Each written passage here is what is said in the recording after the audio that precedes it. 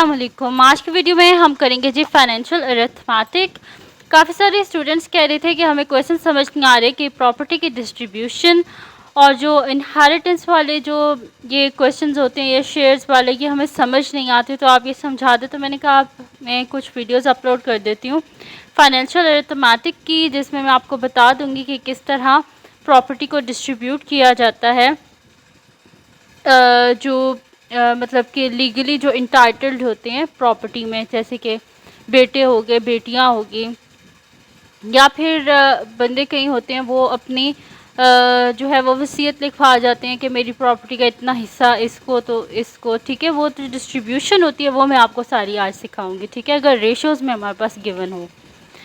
तो यहाँ पे कि a man left ₹2,40,000 to his 3 heirs. अच्छा, यहाँ पे क्या है कि इसको आप हेयर्स नहीं पढ़ेंगे, इसको पढ़ेंगे ठीक है। तो असलम, परवेज़ एंड सना, यानी कि सिंपल सी बात है कि एक बंदा था जिसकी प्रॉपर्टी है 2,40,000 और उसने उसमें इंटाइटल्ड किया कि जब मेरे मरने के बाद मेरी जो प्रॉपर्टी है वो इन 3 बंदों को मिलनी चाहिए, असलम, परवेज़ और सना को। According to his will it is distributed in the ratio, और उसके विल के मुताबिक इनकी डिस्ट्रीब्यूशन किस तरह होनी थी, 5:4:3।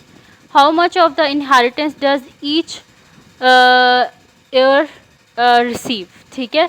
तो यहाँ पे हम क्या कर देते हैं कि हमें गिवन है कि रेशोज़ क्या हैं उनकी, 5:4:3। इसके मुताबिक इनके बीच में डिस्ट्रीब्यूट होना चाहिए, यानी कि जो उनकी प्रॉपर्टी की अमाउंट है उसकी यहाँ पे कंपैरिजन है। रेशोज़ गिवन है यानी कि उनको कंपेयर किया हुआ है उनकी जो प्रॉपर्टी के जो हिस्सा है उसको, तो वो क्या है 5:4:3, ठीक है। तो टोटल अमाउंट क्या है, यहाँ पे हम इसका सोल्यूशन स्टार्ट करते हैं। हमारे पास टोटल अमाउंट क्या है, टोटल अमाउंट है जी हमारे पास 2,40,000, ठीक है। 2,40,000 टोटल अमाउंट है, और इनके हमारे पास रेशो क्या गिवन है, असलम, रेशो परवेज़, रेशो सना, ठीक है। तो इनकी क्या गिवन है, 5:4:3, ठीक है। तो यहाँ पे हम फाइंड आउट करेंगे जी सम ऑफ रेशोज़। तो सम ऑफ रेशोज़ क्या आ जाएगा, 5 + 4 + 3 विच इज़ इक्वल्स टू 5 + 4 9 10 11 12, ठीक है। तो सम ऑफ रेशोज़ मेरे पास क्या आ गया, सम ऑफ रेशोज़ मेरे पास आ गया 12। अब हमने फाइंड आउट करना है सम ऑफ यहाँ पे हमने फाइंड आउट करना है कि हर बंदे का कितना शेयर होगा, ठीक है, वो हमने फाइंड आउट करना है। तो मैं यहाँ पे लिख देती हूँ कि शेयर ऑफ ईच पर्सन कितना होगा, शेयर ऑफ ईच पर्सन, ये जो मेरे पास आया ना sum of ratio, sum of ratio मेरे पास क्या है 12, यानी कि टोटल हम पहले क्या करेंगे, जो टोटल प्रॉपर्टी है ना, जो अमाउंट है उसके हम क्या करेंगे 12th पार्ट निकालेंगे, ठीक है। फिर हम क्या करेंगे कि उसके एक तरह कह लें कि 12 हिस्से करेंगे। तो फिर हम क्या करेंगे कि उसको मल्टीप्लाई कर देंगे 5 से, तो आ जाएगा असलम का शेयर, फिर 4 से करेंगे तो परवेज़ का आ जाएगा, और 3 से करेंगे तो सना का आ जाएगा, ठीक है।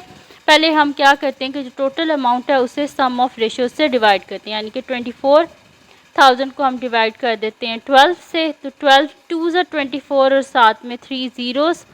तो शेयर ऑफ ईच पर्सन मेरे पास क्या आ गया, 2,000, ठीक है। शेयर ऑफ ईच पर्सन क्या है 2,000। अब असलम का क्या लिखा हुआ था वहाँ पे, रेशो क्या लिखी हुई थी, 5 लिखी हुई थी। तो हम क्या कर देंगे कि जो एक बंदे के हमारे पास आ रही है ना अमाउंट, उसको हम क्या कर देंगे 5 से, क्योंकि उनने यहाँ पे हमारे पास डिस्ट्रीब्यूशन गिवन है ना कि it is distributed in the ratio 5:4:3, यानी कि असलम का क्या है 5 हिस्से हैं एज़ कम्पेयर टू बाकी जो हैं जितने भी बंदे हैं, ठीक है। तो मैं यहाँ पे कर दूँगी 5 × 2,000, तो 5 2 ज़ा 10,000। तो असलम का शेयर कितना है 10,000। नेक्स्ट क्या है हमारे पास परवेज़, तो परवेज़ की क्या गिवन है हमारे पास रेशो 4, तो 4 × 2,000 विच इज़ इक्वल्स टू 8,000, ठीक है। फिर उसके बाद लास्ट में क्या है सना शेयर, तो वो हमारे पास क्या आ जाएगा, उसकी क्या रेशो गिवन है हमारे पास 3, तो हम इसे 3 से मल्टीप्लाई कर देंगे, तो 3 multiply by 2000 which is equals to 6000। तो सनास शेयर हमारे पास क्या आ गया है जी, 6000। ठीक है जी।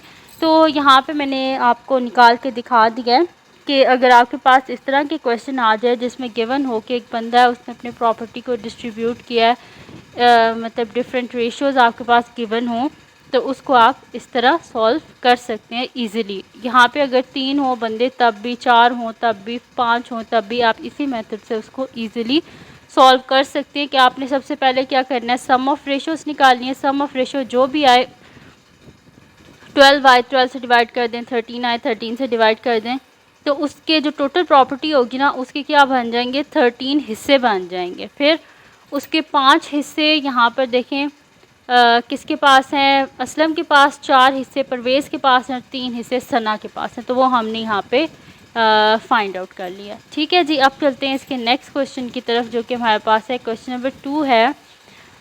क्वेश्चन नंबर 2 हमारे पास है कि यहाँ पे मैं इसे लिख लेती हूँ, दिखा देती हूँ सॉरी आपको।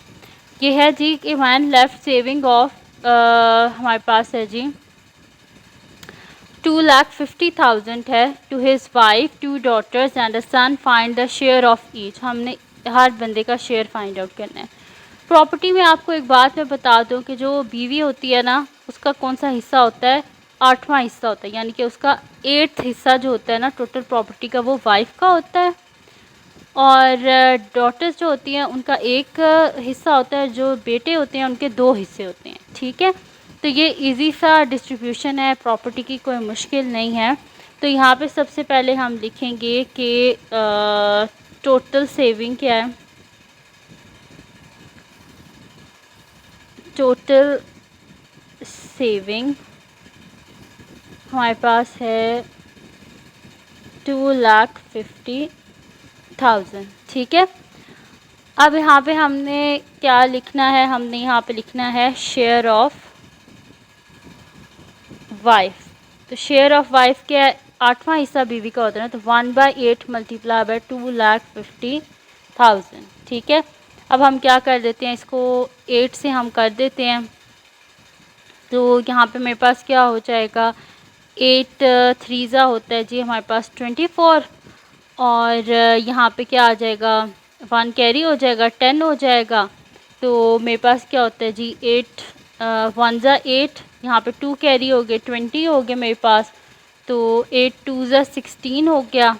फिर यहाँ पे मेरे पास 4 कैरी हो गए, तो 8 5 40 और यहाँ पे 0। ठीक है। तो मेरे पास आ गया 31250। आपको इस तरह समझ नहीं आ रहा तो इधर साइड पे आपने क्या कर लेना है, इसको डिवाइड कर लेना है। ठीक है। तो इस तरह करेंगे आप, 8 पहले 8 3 24, यहाँ से 1 बचा और ये 0 नीचे, फिर 8 1 8, पीछे बचे 2 और ये वाला 0 नीचे, फिर 8 2 16, पीछे बचे 4 और ये वाला 0 नीचे, और 8 5 40 और ये वाला 0 ऊपर चला जाएगा। ठीक है। तो 31250 ये हमारे पास आ गया शेयर ऑफ वाइफ। ठीक है। ये वाइफ का शेयर आ गया 31,250 रुपीज़, ये आ गया जी हमारे पास वाइफ का शेयर। उसके बाद है जी, अब हमने निकालना है बाकी जो रिमेनिंग अमाउंट है ना, उसमें से हमने निकालना है बेटों का और बेटियों का हिस्सा। तो यहाँ पे हम लिख देते हैं जी रिमेनिंग अमाउंट।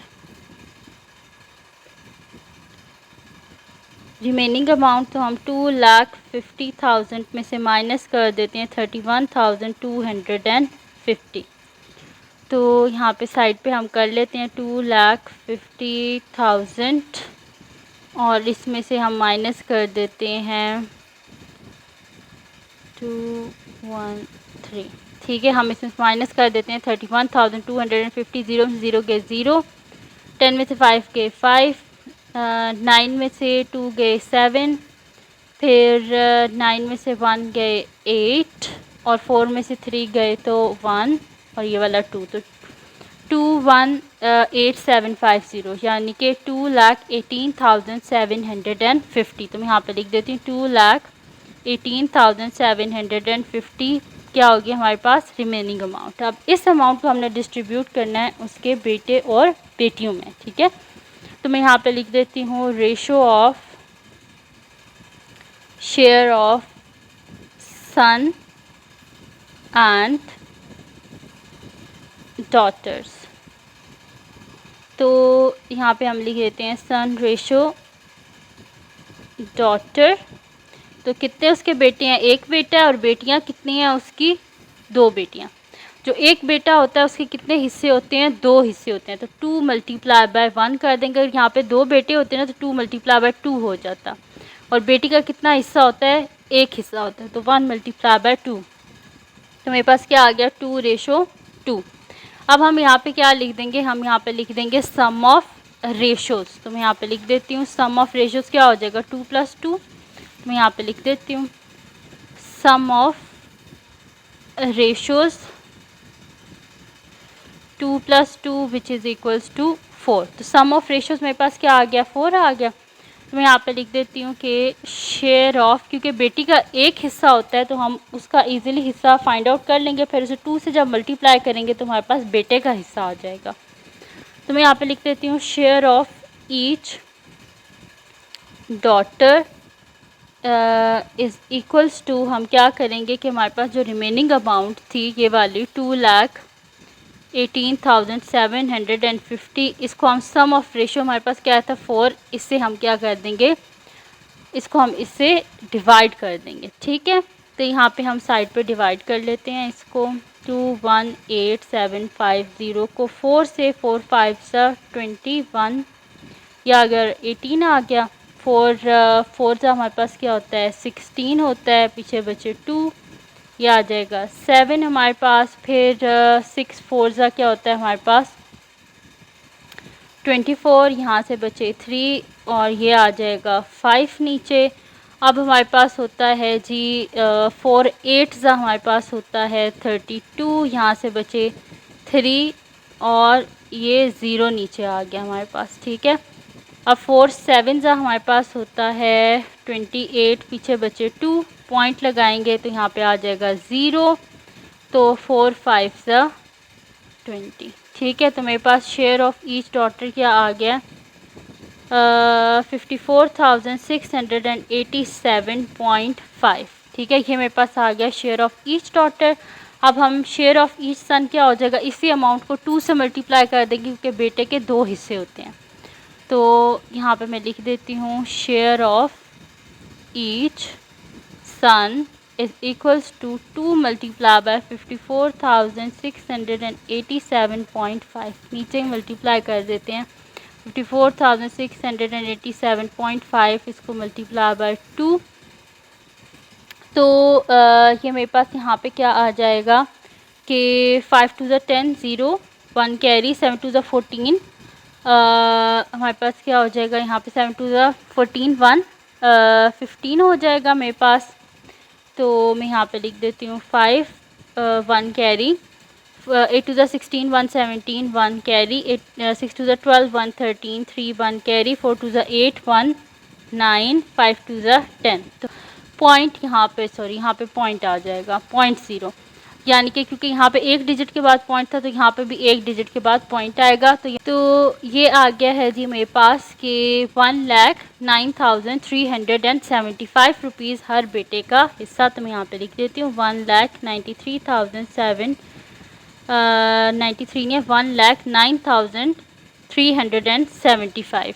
तो ये आ गया जी हर बेटे का हिस्सा। तो यहाँ पर ये आ गया हमारे पास आंसर। तो ये थी जी आज की वीडियो जिसमें मैंने आपको करवाया फाइनेंशियल अरिथमेटिक। तो अगर वीडियो आपके लिए हेल्पफुल हो इसको लाइक कीजिएगा, चैनल को सब्सक्राइब कीजिएगा और बेल आइकन को लास्ट में प्रेस कर दीजिएगा ताकि आपको आने वाली वीडियोस के बारे में पता चल सके। और अपनी दुआओं में लास्ट में याद रखिएगा। अल्लाह हाफ़िज़।